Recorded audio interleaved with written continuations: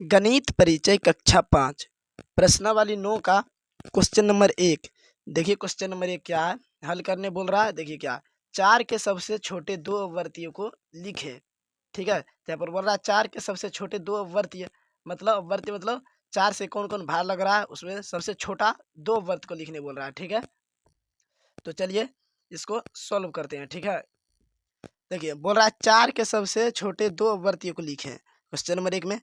तो यानी 4 से कौन कौन में भाग लगता है। देखिए 4 में लगता है, 8 में लगता है, 12 में भी लगता है, ठीक है, 16 में भी लगता है, ईटीसी इत्यादि 4 से और लगेगा भाग। ठीक है, तो यहाँ पर क्या बोल रहा है, 4 के सबसे छोटे दो अपवर्तीय। तो छोटा कौन है, पहले 4 है फिर 8 है, तो इसका आंसर क्या हो जाएगा, एक का आंसर हो जाएगा 4 और 8।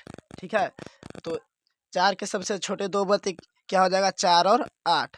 अब 2 नंबर देखिए, 2 नंबर क्या बोल रहा था, देखिए बोल रहा है 7 के प्रथम 3 अपवर्तियों को लिखें। ठीक है, तो यानी 7 के प्रथम 3 अपवर्तीय लिखने बोल रहा है, तो 7 से कौन कौन भाग लग रहा है। ठीक है, प्रथम 3 ही बोल रहा है। ठीक है, तो देखिए 7 हो जाएगा, 7 दूनी 14, 21 हो जाएगा।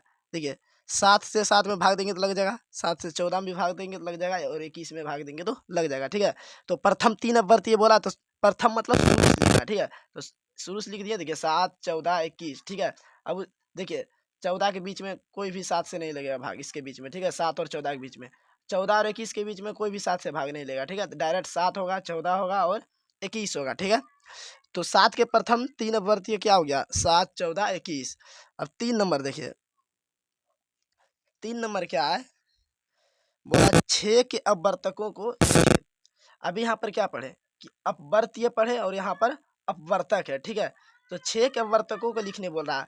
तो कहने का मतलब है कि कौन कौन सी संख्या एक 6 को विभाजित करती है। ठीक है, तो कौन कौन सी संख्या 6 को विभाजित, यहाँ पर क्या पूछ रहा था कि अपवर्तीय पूछा, तो यहाँ पर क्या लिखे, 4 से कौन कौन संख्या विभाज्य होता है, लेकिन यहाँ पर 6 में कौन कौन संख्या से भाग लेता है ये लिखना। ठीक है, तो 6 के अपवर्तकों को लिखने बोल रहा है। तो 6 का अपवर्तक देखिए क्या हो जाएगा, 3 नंबर है ना, तो 1 से भी 6 में भाग लग जाएगा। ठीक है, 2 से भी लग जाएगा, 3 से भी लग जाएगा और 6 से लिख जाएगा। ठीक है, तो 6 का अपवर्तक कौन कौन हो गया, 6 का अपवर्तक हो गया 1, 2, 3 और 6 हो गया। ठीक है, अभी तक क्या पढ़े कि अपवर्तीय बोला, अपवर्तीय बोला तो इसका मतलब 4, जैसे बोला कि 4 के सबसे छोटे दो अपवर्तीय, यानी 4 से कौन कौन संख्या में भाग लगता है। यहाँ पर क्या पूछा कि 6 में कौन कौन संख्या से भाग लगता है, उल्टा पूछा। ठीक है, अब 4 नंबर देखिए, 4 नंबर क्या बोल रहा है, बोल रहा है 20 के सभी अपवर्तकों यानी गुणनखंडों को लिखे। तो 20 के सभी अपवर्तक क्या क्या हो जाएगा, तो यानी 20 में किस किस संख्या से भाग लगता है, 1 से लगेगा, 2 से लगेगा, 4 से भी लगेगा, 4 पंचे 20, 5 से भी लगेगा, 5 चौक 20। अब देखिए 5 के अलावा 10 से लगेगा, 10 के अलावा फिर डायरेक्ट 20 से लगेगा, 20 खुद से लगेगा। ठीक है, तो ये 1 से भी भाग लग जाएगा, 2 से भी पूरा पूरी, 4 से भी पूरा पूरी कट जाएगा, 5 से भी, 10 से, 20 से भी। 20 के सभी अपवर्तक कौन कौन हो गया, 1, 2, 4, 5, 10, 20। ठीक है, अब देखिए क्वेश्चन नंबर 5। 5 देखिए क्या है, देखिए खाली स्थान में सही संख्या को भरें। ठीक है, तो 5 का को देखिए बोल रहा है, जिस संख्या का इकाई अंक 0, 2, 4, 6 या 8 होता है, तो वह किससे विभाजित होती है, तो वह 2 से विभाजित हो जाएगा। ठीक है, यहाँ पर देखिए नियम है, देखिए बता रहे हैं, 2 से विभाजता का नियम है क्या है कि जिस संख्या का अंतिम अंक यानी इकाई अंक अंत में, यानी जिस संख्या के अंत में 0, 2, 4, 6 और 8 होता है, तो वह संख्या 2 से विभाज्य होती है। इस तरह जैसे जैसे हम देखिए बताया, देखिए लास्ट में 0 है, इकाई अंक है, पढ़ते हैं जैसे इकाई दोहाई, इकाई दोहाई, तो ये इकाई अंक हो गया। या तो इसके अंत में याद रखिए, तो इसके अंत में देखिए 4 मिला, यहाँ पर है ना 4, नियम में 4 है, तो यहाँ भी 4 मिला, तो ये 2 से विभाज्य हो जाएगा। 8 मिला, तो ये भी 2 से विभाज्य हो जाएगा। 8 मिला अंत में, ये भी 2 से विभाज्य हो जाएगा। 2 मिला अंत में, ये भी पूरा पूरी 2 से विभाज्य हो जाएगा। ठीक है, बिना भाग दिए भी पता कर सकते हैं कि कौन कौन सी संख्या 2 से भाग लगता है। ठीक है, कितना भी बड़ा संख्या रहे, अगर उस संख्या के अंत में 0, 2, 4, 6 और 8 आता है, तो वह संख्या 2 से पूरा पूरी भाग लग जाएगा। ठीक है, और देखिए इस समय देखिए 1 है, 7 है, ये सब मिल रहा है नहीं, तो ये संख्या विभाज्य नहीं है। जैसे देखिए मान लीजिए कितने भी बड़ी संख्या लिख ले, 8 9 6 4 8 6 4 लिख दिया। ये संख्या 2 से विभाज्य है, ये संख्या 2 से विभाज्य है, तो आप लोग भाग देखिए या नहीं, बस देखना है कि इस संख्या के अंत में सम संख्या है कि नहीं। सम संख्या किसको बोलते हैं? 2 4 6 8 को, ठीक है। तो इस संख्या के अंत में देखिए 4 मिल रहा है, ठीक है, इकाई अंक 4 है, तो ये संख्या 2 से विभाज्य है। जब इसमें 2 से भाग देंगे तो ये पूरी संख्या कट जाएगा, ठीक है। तो नियम याद रहेगा तो बिना भाग दिए बता सकते हैं, ठीक है। तो यहाँ पर क्या भरा जाएगा, देखिए यहाँ पर क्या भर सकते हैं कि जिस संख्या का इकाई अंक 0 2 4 6 या 8 है तो वह 2 से विभाज्य होती है, ठीक है। अब देखिए खो नंबर क्या है, जिस संख्या की इकाई अंक 0 या 5 होता है वह 5 से विभाजित होती है। देखिए यहाँ पर नियम 5 का विभाज्यता नियम बताते हैं, देखिए 5 से विभाज्य, ठीक है। तो बोला जिस संख्या का अंतिम अंक यानी इकाई अंक 0 या 5 हो तो वह संख्या 5 से विभाज्य होती है।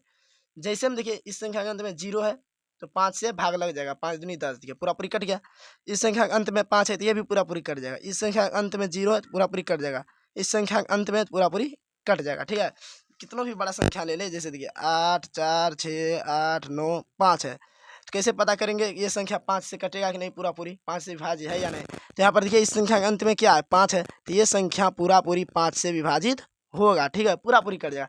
या तो 5 के जगह 0 दे देंगे, ठीक है, 5 या तो 0 है लास्ट में, ये भी 5 से पूरा कटेगा, ठीक है। अब देखिए यहाँ पर क्या भर देंगे, जिस संख्या के इकाई अंक 0 या 5 हो, इकाई अंक मतलब यानी अंतिम अंक 0 या 5 हो तो वह संख्या किससे विभाजित हो जाएगा? 5 से, ठीक है। अब बोला जिस संख्या का अंकों का योग, जिस संख्या के अंकों का योग 3 से विभाज्य होती है तो वह संख्या 3 से भी विभाज्य होगा। देखिए यहाँ पर नियम है, ठीक है, 3 से विभाज्यता का नियम। बोला जिस संख्या के अंकों का योग 3 से विभाज्य होता है वह संख्या 3 से विभाज्य होती है, ठीक है। यहाँ पर क्या भर देंगे? 3 भर देंगे, ठीक है।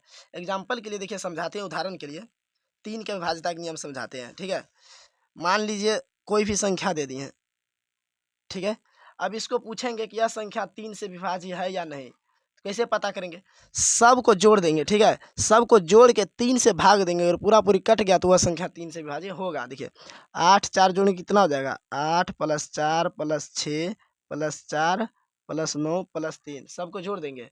भाग किससे देना है? 3 से देना, ठीक है, क्योंकि 3 का विभाज्यता नियम है, 3 से भाग देना। तो 8 4 देखिए 12 हो गया, 8 4 12, 12 6 कितना हो गया? 18, 18 4 22 और 22 9 कितना हो जाएगा? 31, 31 3 कितना हो गया?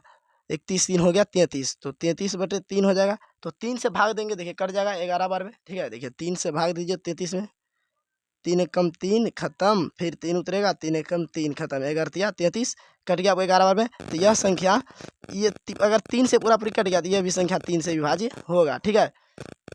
कोई भी संख्या को अगर जोड़ने पर 3 से विभाज्य होता है तो वह संख्या 3 से विभाज्य होगा। यही क्वेश्चन था यहाँ कि जिस संख्या के अंकों का योग 3 से विभाज्य होता है तो वह संख्या 3 से विभाज्य होती है। अब देखिए घ नंबर क्या है, जो संख्या 3 तथा 2 से विभाज्य होती है वह 6 से भी विभाज्य होगा, ठीक है। देखिए नियम है यहाँ पर 6 का विभाज्यता का नियम, जो संख्या 2 तथा 3 दोनों से विभाज्य होती है वह 6 से विभाज्य होती है, ठीक है। यहाँ पर देखिए क्या है 35 26, ठीक है, ये देखिए 2 से भी विभाज्य हो जाएगा। तो 2 से कैसे पता करेंगे कि यहाँ पर 2 का विभाज्यता नियम क्या था कि जिस संख्या के अंत में 0 2 4 6 8 है तो वह संख्या 2 से विभाज्य होगा। यहाँ पर क्या इस संख्या के अंत में 6 है तो यह 2 से विभाज्य हो जाएगा और 6 से भी और 3 से भी विभाज्य हो जाएगा, ठीक है। तो 3 का विभाज्यता नियम क्या था कि जोड़ के पूरी कट जाना चाहिए। देखिए 5 3 8, 8 2 10, 10 6 16 हो जाएगा, ठीक है। तो ये 3 से भाग नहीं लग रहा है, सिर्फ 2 से पूरी कट रहा है, 16 में 3 से नहीं लग रहा है, ठीक है। तो ये 6 से विभाज्य नहीं है, ठीक है। 5 3 8 2 10 16, ठीक, ये नहीं लगेगा, ठीक है।